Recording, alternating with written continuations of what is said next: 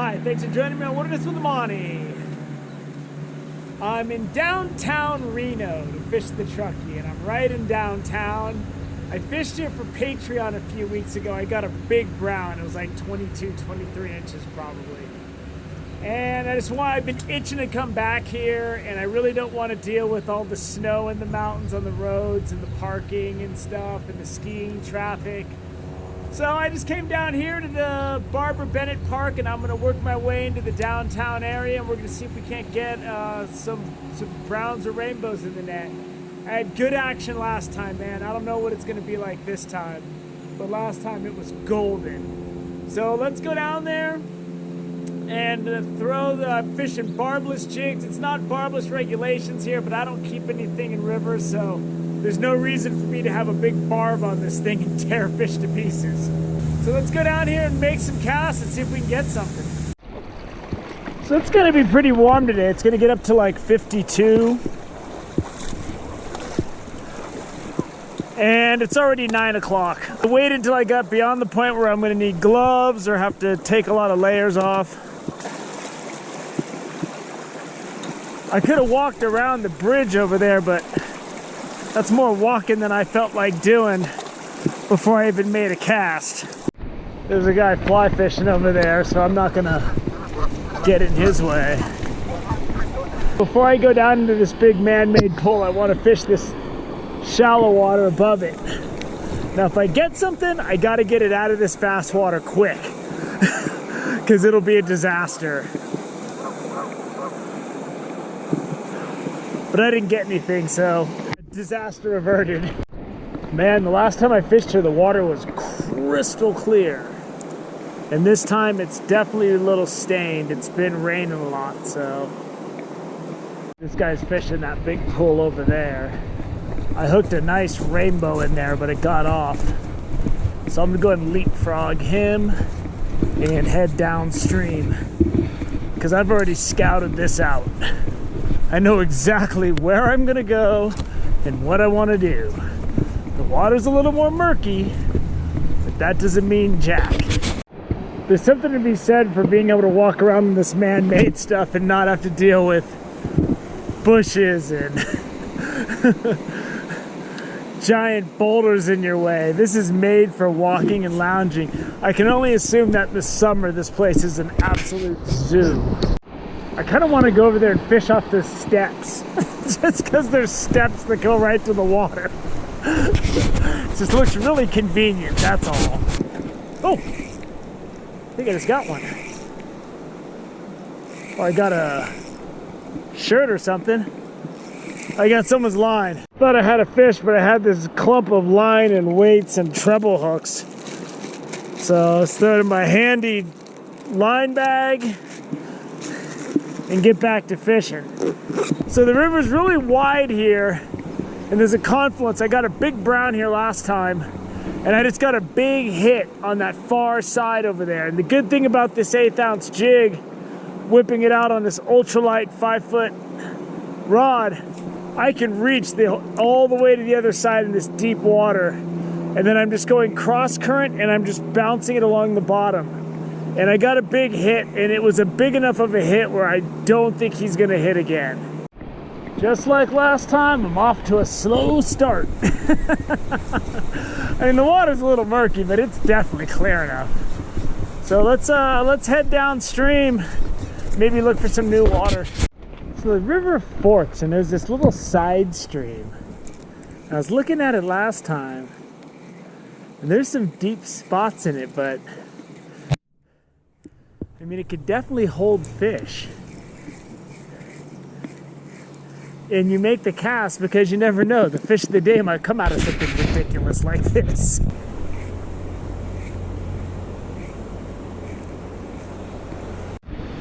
My camera turned off.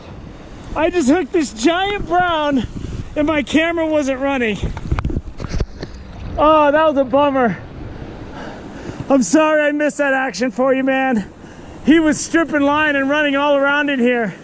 And when you catch fish like this on this little tiny ultralight 5-foot rod, it's something. Look at that brown. That is a monster brown. Look at that thing. It's getting back in the water. Woo! When you get them on the big fish like that on this barbless jig, and then you get this ultralight rod, that fish is too big for this rod. If you don't got your drag really loose, you got to keep your drag loose. And then if you need to tighten it, you always can. But let's do some more fishing. Let's see if I can't capture a fight for you and not just show you the fish. I gotta get back to my car. I just fell completely in the water. I mean, completely soaked. Oh my God, it's freezing. I just fell in up to my neck, and I gotta get these boots off. This water's so cold. I'm frozen. I gotta get to my emergency clothes bag. I might be done today, but I don't know. I mean, I'm soaking wet. I'm wet. I got the water out of my boots. The first problem I had was my feet were so cold. So let's go back to the car. Let's look at my emergency clothes, and let's see if I'm up for fishing a little bit more. I don't know. I fell in up to my neck. It was so deep under that little waterfall. I was trying to cross it, and I slipped off. And I just went, one leg went all the way in, and then I'm drenched. I gotta go. I mean, I am soaked, head to toe. My hat's even wet. I got wet boxer briefs on, but I'm dry. Put on some dry socks. I'm gonna wear my wet boots. I'm gonna go back and I'm gonna fish some more. That's why I have that clip recommending that you have an emergency bag of clothes in your car. I'm gonna go ahead and roll with the wet boots. You know, I put on some dry socks. They're wet now, but it's not that cold. If it was like 15 degrees or 20 degrees, there's no way I'd probably have stopped fishing, because I would have been in such bad shape by the time I got back to my car. I don't think I could have done it, but I caught that fish 20 minutes in, didn't even get to show the fight, fell in the water. That waterfall's right there. I was trying to shimmy across this little ledge under it, and it was really slippery. One leg went in, and then my whole body went in up to here, and it was just hee-haw! Just Jackass of the Year award. I had to go back to my car and get a layer on because I was shivering, man. I don't think I recovered from that walk back to the car yet. Just to be clear, if I go in again, I am done. I am done for the day. So, God, this is such a nice stretch of water right here along this walk, and I fished it last time. I didn't even get a bite or nothing, and it's happening again. It's deja vu. Got something good on the far side, but I got him in this fast water. I might have to follow him down to the next pool. I gotta follow him down. I can't get him up with this light rod. Maybe he's coming back. He's coming back. He's coming back. He's coming back. It's another big brown. I hit him on the far side right before. But now I got him into this calmer stuff. He'd do me a big favor if he can just come upstream a little bit. Come upstream.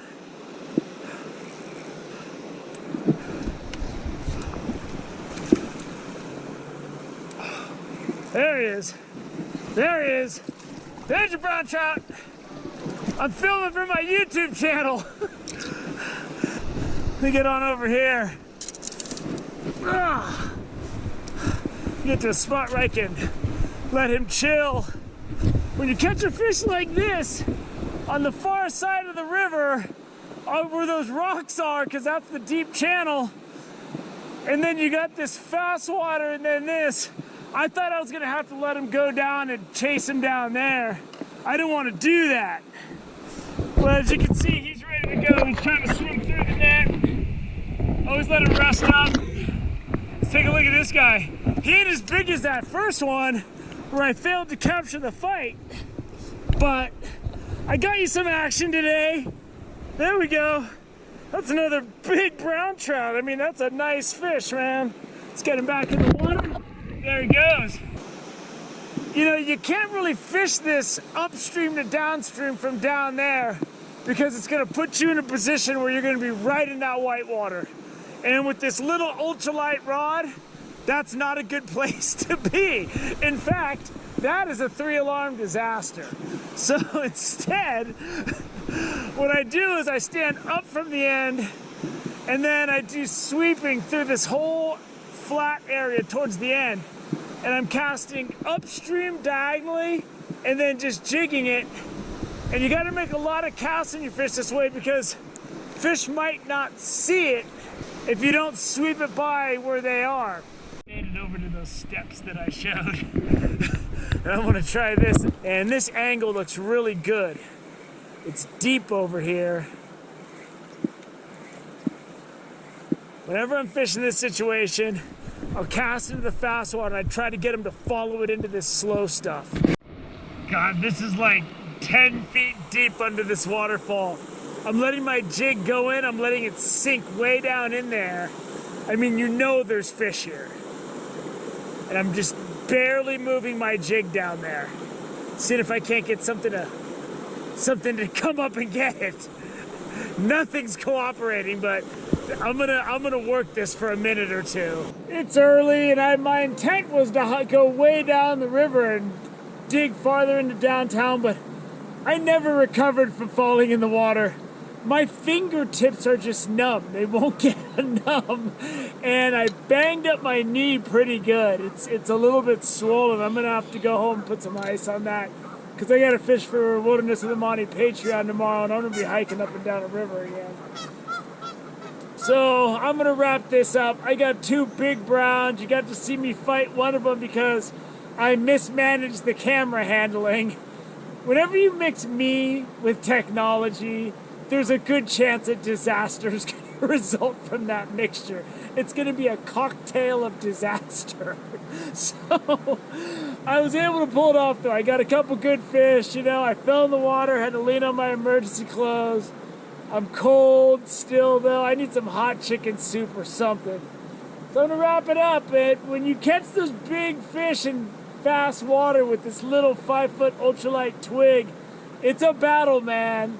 And I was fishing the back end of that pool where I caught that second brown in that fast water right above the waterfall. And I have a clip on my Fishing Tips playlist that says, don't ignore the back end of pools where it's spilling out. And I have a lot of clips on my Fishing Tips playlist where I point stuff out, hey, watch close to shore in Alpine Lake, stuff like this.